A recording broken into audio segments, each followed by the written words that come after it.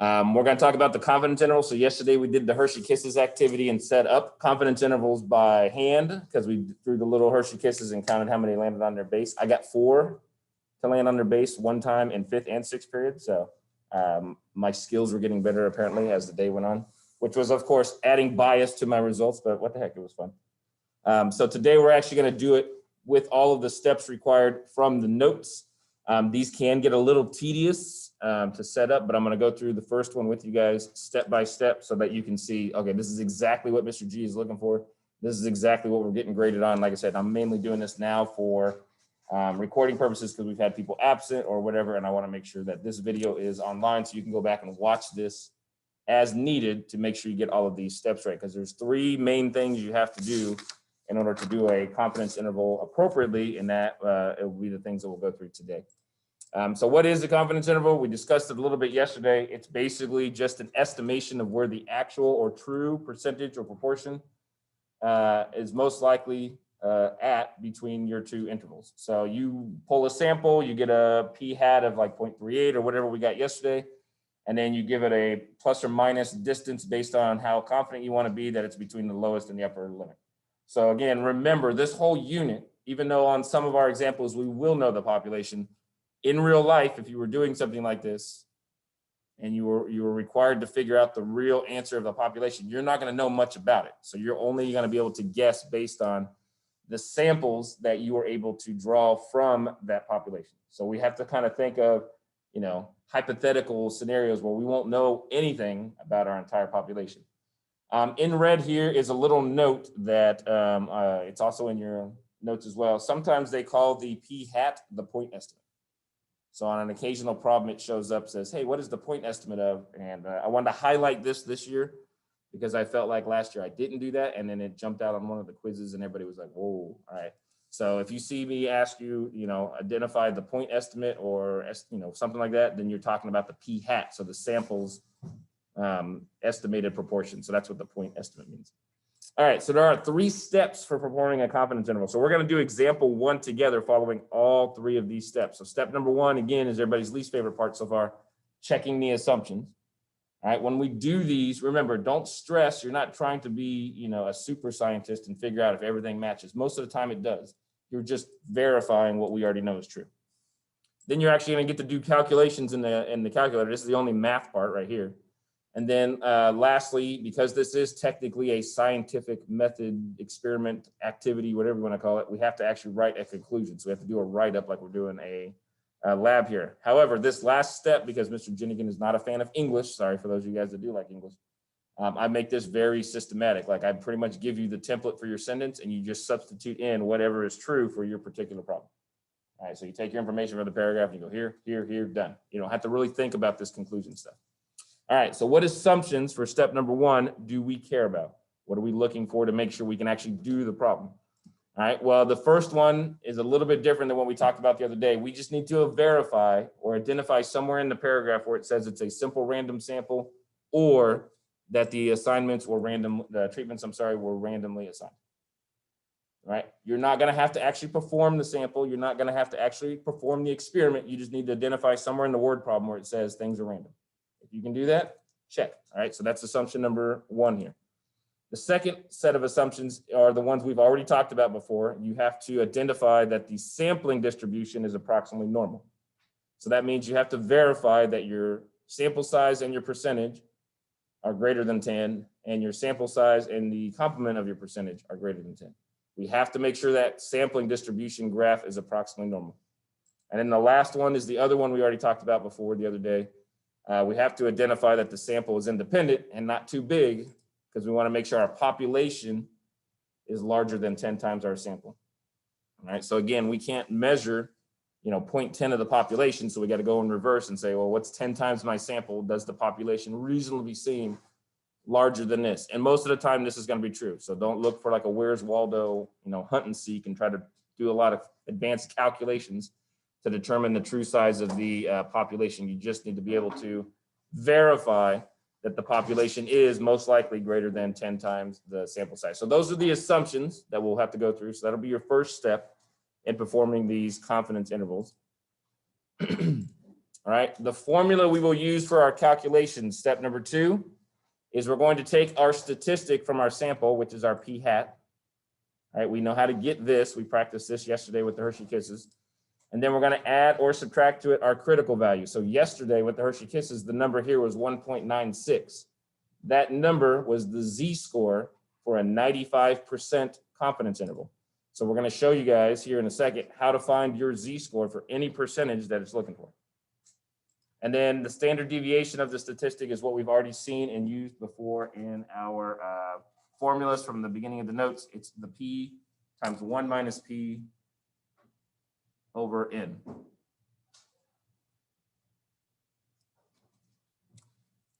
All right, so we're going to use this formula. This will be what we practice doing the calculations. We can type all of this into the calculator at once, or we can do it step by step, or whatever method makes you feel more comfortable. I'll show you guys all this again. I want to go through one of these very methodically, very, very slow, so that we can kind of get our heads around everything that we're doing. Since we don't know the actual population's percentage, we will be substituting p hat for these right here. So if you're looking at this and go, Mr. G, are these different? On this one, no. Sometimes yes, but on this one, no. All right, last thing you have to write again is your conclusion. So here is your sentence you are going to write over and over again. You don't need to change this. You don't need to be inventive. This is not an English class. I don't need to see your interpretation of this. Literally word for word, this should be your conclusion sentence. And then anything that is in red, we are going to substitute based on what is in our problem. So the percentage will be whatever it tells us. And then I'll show you guys word for word how to copy this part. Again, I'm not looking for you guys to be super creative. The more systematic it is, the easier it is to grade, and the more guaranteed you are to have 100% credit for these things. And at the very end, you just tell everybody that it's between your two answers. That's it.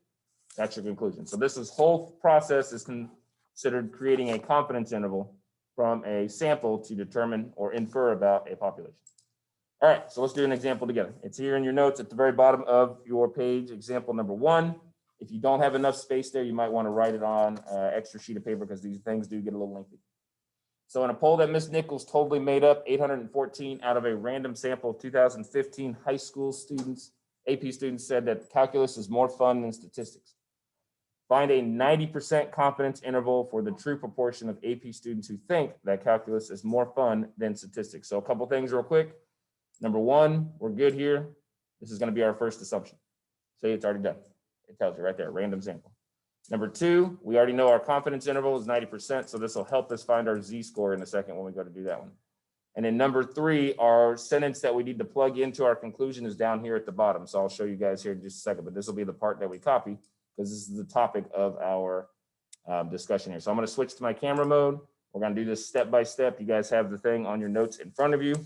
All right, so the first things we're going to do is our assumptions. All right, let's see if we can get this thing to not be on the screen. There we go. All right, so number 1, assumptions.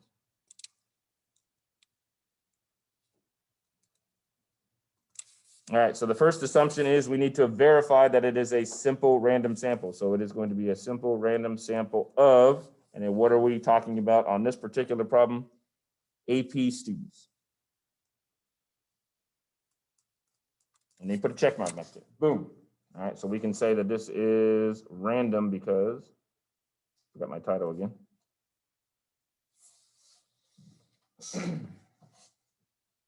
All right, so we've checked randomness. Now we got to check that the sampling distribution is approximately normal. So we'll say normal because, I'm abbreviating because I'm lazy. So we got 2 things we got to check. N times P is greater than 10. So in this case, what is our N, or our sample size? So I'm going to write these over here. N is going to be the number of students that she interviewed, so 2015. The P, or the P hat, in this case, is going to be the fraction that's created out of the number of students who said that they actually think calculus is more fun than statistics. So this is 814 out of 2015. So that's your P hat. I'm going to leave it in fraction form because it's more precise. I do like decimals better, but decimals cause me to have to round early, and I don't want to do that. All right, so what we're going to do is then plug this in. Sorry, I'm going to focus this here for just a second. There we go. I'm going to plug this in here to N times P and see, does this equal a number greater than 10? It should, but we're going to verify it because we're going to be good statisticians. So for the first one, 2015 times 814 over 2015. All right, are those two things greater than or equal to 10? All right, well, these will just cancel each other out. So really this answer is 814. So check, that one's good. If you don't believe me, you can do it in the calculator. We also have to check that the sample size times 1 minus this fraction is greater than or equal to 10. So 2015 times 1 minus this fraction, which is 814 and 2015. All right, what do we notice there? 1201, are we still good? Check. What do you guys notice about these two numbers for those who like patterns? If I added them, what happens? I get back to my original total, right? So this is in a way kind of a binomial situation here where you're either think it's more fun or you don't. All right, so we don't have people like, oh, pick one. Is it more fun or not? So we're good. This identifies my normal. And then the last one, we have to identify that it is independent. So independent because what's our last assumption? The population of AP students is greater than 10 times 2015. So that number is going to be 20,150. Check. The population of AP students is larger than this. Well, Mr. G, there's not that many people at the high school. Well, her population is not just Allen High School AP students, it's AP students. In statistics alone, AP statistics alone, over 150,000 kids last year took the AP statistics exam. And that's just statistics, and it's one of the least popular AP programs across the country because it's still growing. So I'm sure we're good there. All right, so again, don't think so small, think overall, yes, there's a lot more than 2,000 or 20,150 AP students. All right, so we've met all of our assumptions. So now that all of these are true, we can move on to step number 2, which is our calculation. All right, you don't have to write this every time, but just so you don't have to go back and look, here is our formula. We said it's take the p-hat number. We add and subtract to that the critical value or z-score at our confidence interval, which I'll show you how to figure out in just a second, and multiply all of that by the p-hat and 1 minus p-hat over the sample size. Well, we already have 2 of these things. There's my p-hat and there's my sample size.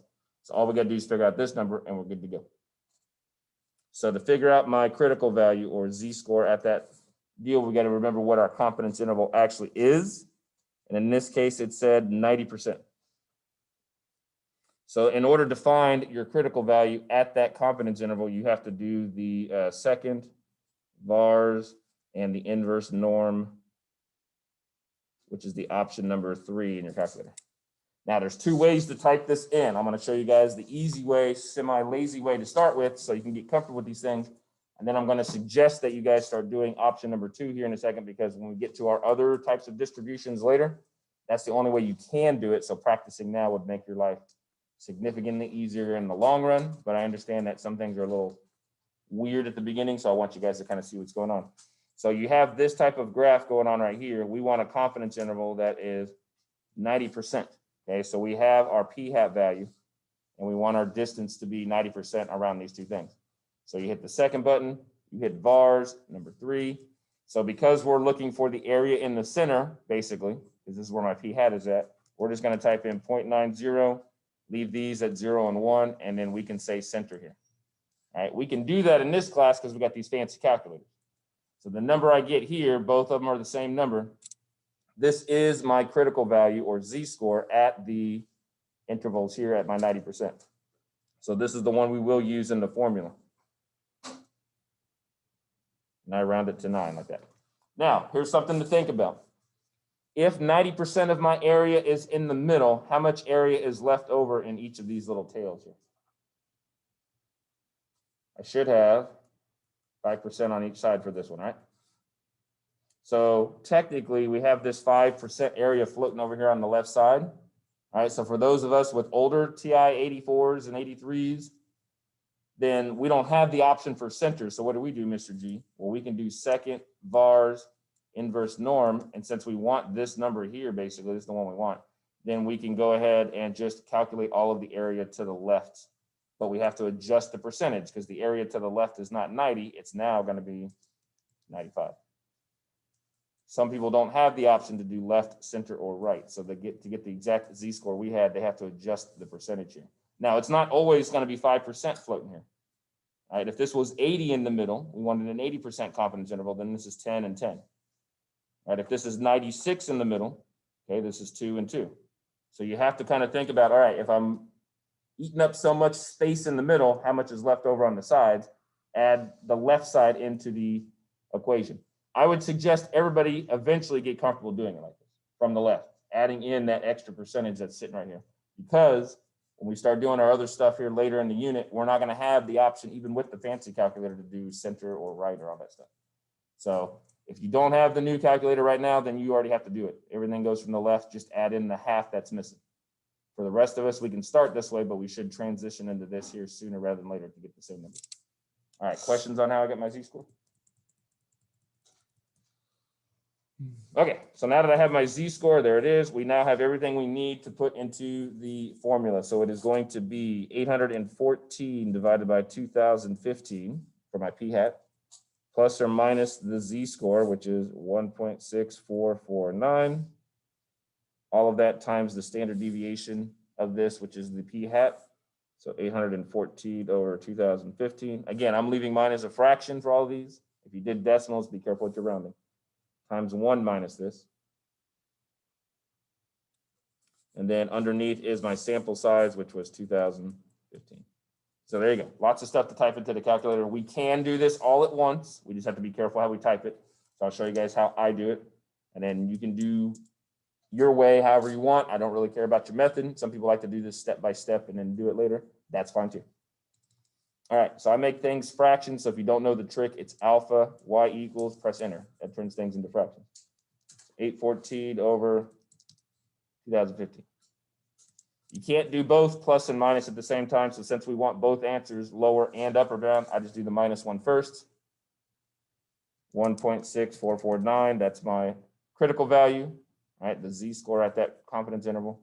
And then parentheses, hit the second button, and then down here is the x squared to give you your square root. All right, again, to make a fraction, it's green alpha, y equals, enter. All right, at the top of it, I got more fractions. So again, alpha, y equals, enter. So my first one is 814 over 2015, and then parentheses, because we're going to multiply that by 1 minus, and then again, another fraction. So that's 814 over 2015, close parentheses. So that's how I set up my top one, to make sure that I keep things as precise as possible. And then the bottom's easy. Now you just do 2015 and then close everything up and you're good to go. Questions on typing that in?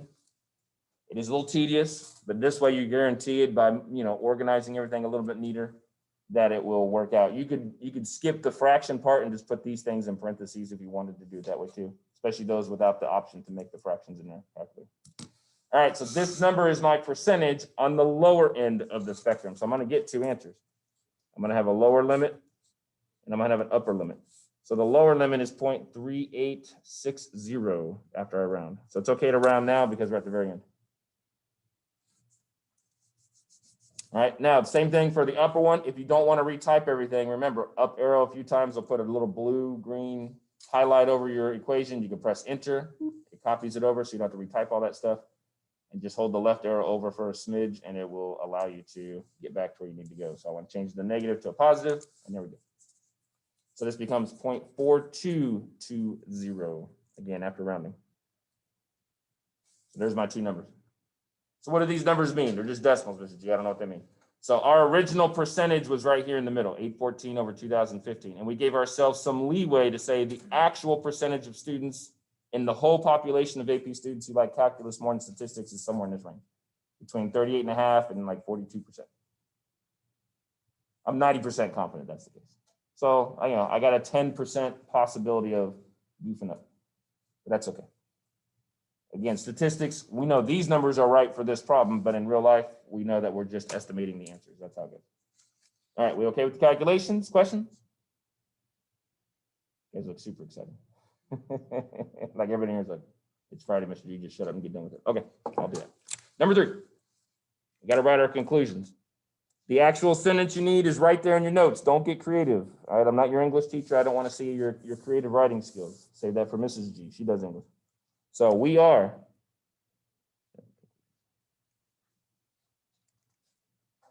All right, how confident? What was our percentage? 90% confident that the true, all right, that word true is important, so don't leave it out just because you don't want to write it. Population, proportion of. All right, this is where the underline starts on your notes here. So when you get to this spot, go back and look for the true population proportion of in your word problem. So there it is right there. The true proportion of, and then stop. What is all of this after it? That's what you got to write. Word for word. Don't try to rephrase it. Don't try to be fancy. Just sit there. AP students who think calculus is more fun than statistics. You'll get 100% every time. If you try to rephrase it, you risk losing points because you forgot something important. So AP students who think that calculus is more fun than statistics. All right, and now we got to finish up the rest of our conclusion. But this whole thing just came word for word from the problem. It's a 100% way to guarantee you get it right every time. If you try to be weird and rephrase it, and it's going to come who knows what. All right, now we got to just finish it up. We're going to say is between. What are our two answers? 0.3860 and 0.4220. And since those are percentages, there's no units on this one. So that is an entire confidence interval start to finish. Obviously, I took a little bit more time than you will as you start doing these because I had to show you guys where all the information came from. Questions? Yeah, no problem. So the p-hat is, in this particular problem, the fraction of students that said that they liked calculus more than statistics on this one. So she did a poll, 814 out of the 215 said that they like calculus more than statistics. So we were trying to make a prediction of the real percentage that we should get from the entire population. And so on this one, you had to make a fraction. I'm about to let you guys do number 2. On number 2, you don't have to do the fraction. Boom, it tells you right there what p-hat is, already 0.38. So sometimes it comes as a percentage. They just go ahead and tell you, hey, Emily, we noticed 64% of people do this. She's okay, that's a p-hat, cool. Sometimes I tell Will, it's like 513 out of 2,000, whatever. So he's got to figure out, all right, let me do my division. I'll figure out my percentage. So just watch the format that it comes in and keep it that way. You don't want to round too much at the beginning so that you can feel relatively assured that these are as correct as possible. If you're off by one number here, it's not too bad. But when you start getting off by one number here and here, that's when things start to go a little crazy. So excellent question. Any other questions? Down here in the conclusion? No, oh, when you see when to do one? Yeah, like I see a word problem, how do I solve it? Find a confidence. Yeah. It's well, I know it seems like it's silly, but that's what it should say. If we see one that doesn't, then you can come up and slap me and we'll because next class on Monday, we're going to start doing a hypothesis test, which is the other end of this experiment. I know, exciting stuff. All right, let me put the slides up there. You guys can start working on example 2. I'll give you like 5 minutes to see where you're going, and then we'll write it up.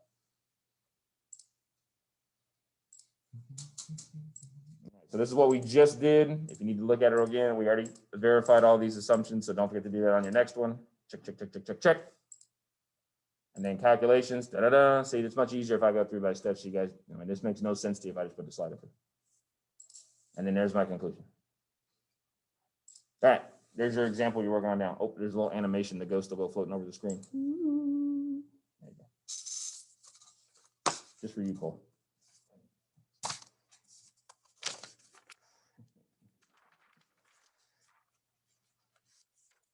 Sometimes wonder about the creation of these things.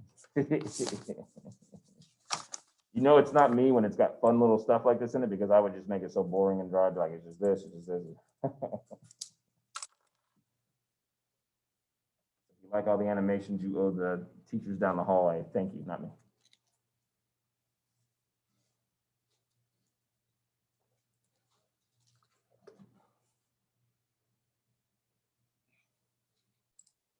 A 2000 Gallup poll found that 38% of a random sample of 2012 adults said they believe in ghosts, finding 95% confidence interval for the true proportion. So we do our assumptions. We do have a simple random sample. It says that in the prompt. All right, random sample of 1,012 adults, so we're good. We check our percentages, so 0.38 times the number, 384, and 0.62 times the number is 627. Both are greater than 10, so it's normal, and it's independent because there's more than 10,120 adults. So check, check, and check. All right, there's your calculations. So you plug everything in, 0.38, 196 this time for your Z-score at the 95%. So 90 and 95% are our two most popular ones, so you're going to see those quite a bit. Not that they're the only ones, but they're the most popular ones. Put in your numbers. This is your p hat, 1 minus p hat. There's your sample size, and then your final results are 0.3501 and 0.4099. We do okay? All right. Don't forget your conclusion. So we are 95% confident that the true, they forgot the word true on here, so insert the actual language. There you go. True population proportion of all adults who believe in ghosts is between boom and boom. That's it. So once you do a few of these, they're going to go pretty quick, but you got to, you know, work through the process and don't forget the steps. So this is where we start to get kind of picky. And students are like, man, Mr. G, you're being mean. I know, but this is where they're going to take points off your stuff if you're not careful. So just watch all these little things and make sure you're doing them. It's just going to take some practice. When you guys check the answer keys out on the homework, etc., all these things should be on. If you're not sure how we got something, then that's what you ask. All right, last call for questions on this. We good? All right, again, this sentence is word for word from your notes. You just have to substitute in the percentage. In this case, the who believe in ghosts is really all of the adults who believe in ghosts is all you need to copy for the part right here. And you're set. So sometimes the sentence is a little bit shorter and you like those. All right, let's talk about last couple of things here. Finding your sample size necessary to do an experiment and then kind of dealing with the point estimate type of problem. So on this one, they want to take a poll of humans or people and decide what their opinion is on cloning humans. So they want to be within 4% of the true proportion. So their margin of error is 0.04. And they want to do it at a 95% confidence interval. So with these things in mind, how do I set up a problem to kind of figure out what the actual sample size should be? So in this particular case, there's no, you need to interview 1,000 people, 2,000 people, whatever. We need to figure out that number. So that formula is right here and it's in your notes. So to find the sample size, you use the margin of error, which is what this M is. And it's equal to the, again, Z-score. So your critical value at that confidence interval. And then you multiply it by the standard deviation. So there's some fill in the blanks on your notes that don't show up on the screen very well. So let me switch over to my camera mode so you guys can see it. Don't look at all my answers here. All right. We're going to talk about this in a second, but when you are trying to plug in for P, you need to use P hat. And since you don't have a proportion because you haven't talked to anybody yet, what do you use? We're going to talk about this in a second. You need to use 0.5.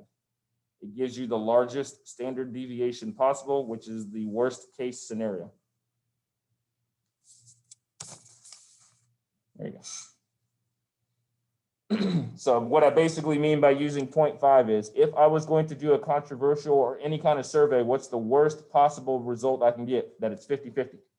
So take any hot topic right now, legalizing of marijuana, abortion one way or another, gun rights one way or another, immigration one way or another, whatever. Okay, any topic that's out there that everybody's fighting over on the social medias, the worst result I can get is a 50-50 response in a poll, because then what do I do with that? Right? So if I go around and I ask all the high schoolers, hey, legalize it or not, and I get 50-50, well, then I'm okay. I'm going to piss off one half no matter which way I go.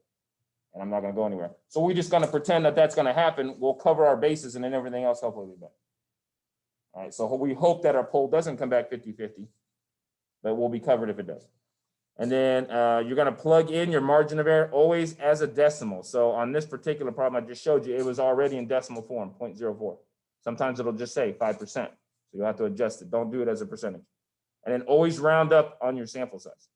So if it comes out that you need to interview, 1,015.36 people, well, we can't do 0.36, so round up to one extra person. So let me show you guys what I'm talking about.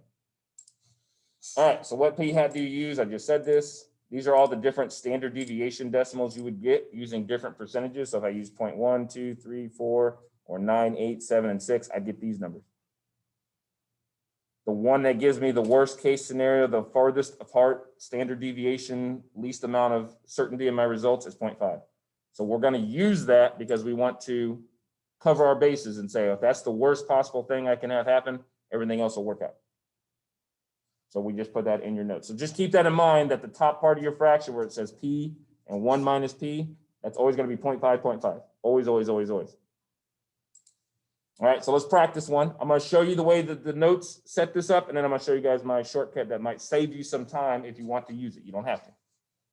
All right, so they're taking a poll again in order to measure how many adults approve attempts to clone humans. So this was at one point a controversial topic in the late 90s, early 2000s. And Dolly the sheep was cloned, and then it was like, all right, which humans are going first? And everybody's like, hold the phone. So they wanted to make sure they interviewed enough people to get a result one way or another. So they wanted to use 50-50 in their deal to make sure that they don't interview too few people. All right, so what size is necessary? So this will let you know you're doing a sample size question to be within 4% of the true proportion with a 95% confidence interval. So there's your formula. You start plugging things in, margin of error, 0.04.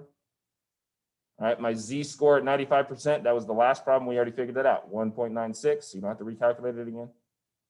For the little p's up here, 0.5, 0.5, always.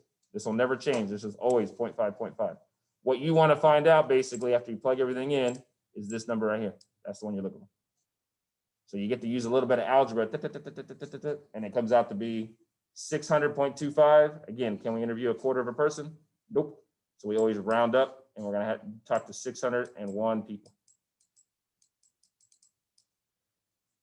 At a minimum. All right, remember, we've also talked about that the more people you talk to from the population, the more accurate your results are going to be. So this is the smallest amount you'd want to talk to. So if you've ever seen those election polls around election time, and like, well, they only talk to like 474 people. That's where that weird number comes from. Now, if you're algebraically savvy, you can kind of see that there's a shortcut in here that you can use over and over again and save yourself. You don't have to do all these steps up here all the time. And that shortcut is kind of highlighted right here. So let me kind of put it up on the screen for you. This is right here is the M. This number right here is your z-score. And then all of this is squared, all right, because we wanted to get rid of the square root over here. And then on this side, you notice that it has a 0.25. That will always be there.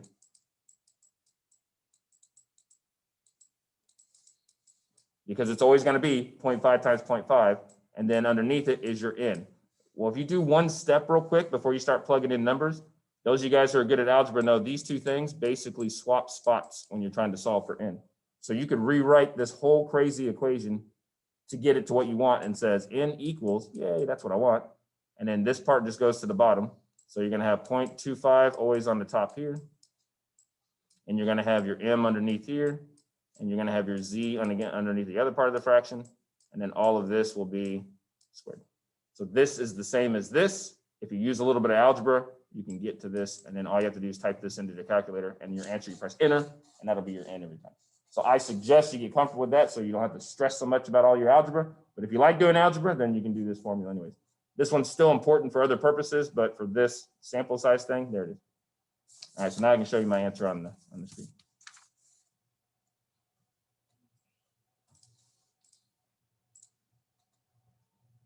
There you go. There's the formula.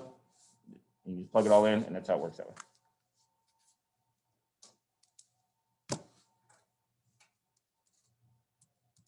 So there's my top part of the fraction.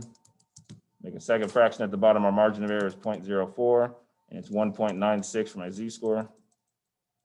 Put my parentheses here. Square it. Same thing. Much easier than trying to do the algebra all the time. But again, your choice. I'm not going to make you guys do it one way or another. I just let you know if you're algebraically savvy, you don't have to do it over and over again. All right, we got one last thing to do in the last 5 minutes here, and then we'll be all set. Questions on this? So I can find sample size relatively easy. Just give me my deets and let me know. So sometimes the percentage will not be written in a decimal form. Sometimes they'll say within 5% of the true proportion. So you have to put in 0.05. And this should never be a whole number. If you put in 5 here, and that means 500%, you're gonna wig it up. Also, if you forget your little 2 right here, this comes up to be like 6. You should never only interview 6 people. That's a little too few. You'll know right away, like, what, 12? That's weird. Yeah, so don't forget your little 2 there. It happens, even to me. So I'm not picking on anybody. All right, there we go. So last thing to look at, what if I use that phrase point estimate from earlier in our notes? What does this mean? I'm looking for the p-hat. All right, but on this one, it just tells me a range of numbers. It doesn't say anything else. So it says between 55 and 68% of women have naturally curly hair. So what is the point estimate? Well, it's right in the middle. So as you're doing this, you kind of set this up and you say, okay, I've got 55 on one side, and the range that over here goes all the way to 68%. So if I tell Elizabeth this is her range, what's she going to do to find a number right in the middle for the p-hat? Yeah, you just got to put them together and then divide it by 2. So you're just doing the average. Exactly right. Find the difference in between both of them that's equal. You guys got it. So there's the work right there for that one. Okay, so 55's here, 68's here. I add those up, divide by 2. 0.615 is my number in the middle. So I always do percentages, remember, as decimal form.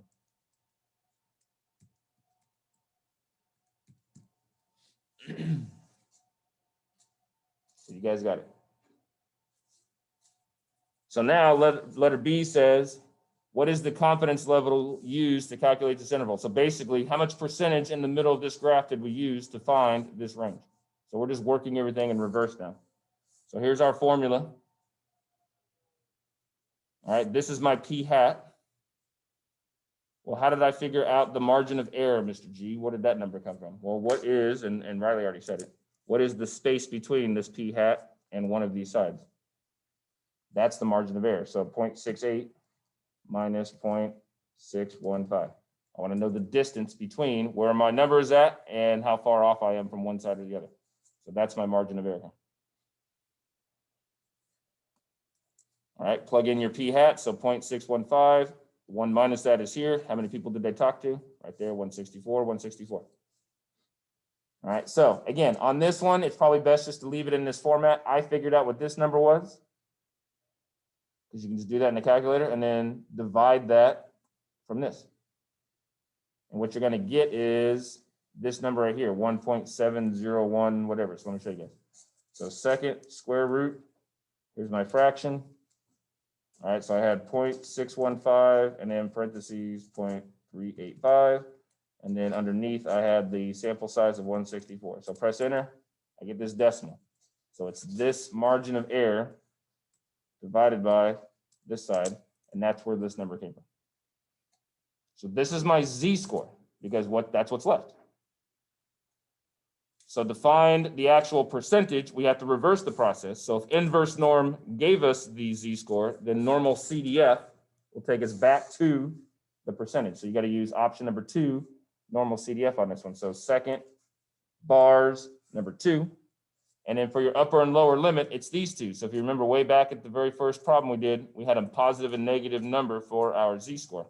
That's all this is. So negative 1.7107 and then positive 1.7107. So you just have to make sure that whatever you have here for your answer from this, you put the negative and positive repeat of itself on the upper and lower. That's all you need to do. There's no infinities on this one because you want that space in between. So you come out with this decimal 0.912863555. There's your percentage. All right, you guys, that wraps up this lesson. I know it was kind of speedy because we only have so much time. It is officially 8:10. So if you're good to go, then you're good to go. If you have any questions, ask me at the beginning of class on Monday. If you think about it this weekend, try to look at this for at least 15 minutes. You don't have to look at it for 4 hours. Please don't. Enjoy your weekend. But don't go the whole weekend without looking at it at least once, because you'll forget everything and then you have to start all over again, and we're going to move on to the hypothesis test. All right, so everything that's going to be on your quiz next Wednesday, I've already shown you right now. So you'll have some time to practice and ask for help. What I show you guys on Monday will not be on your quiz. Yeah, if you got questions, you can feel free to linger. Otherwise,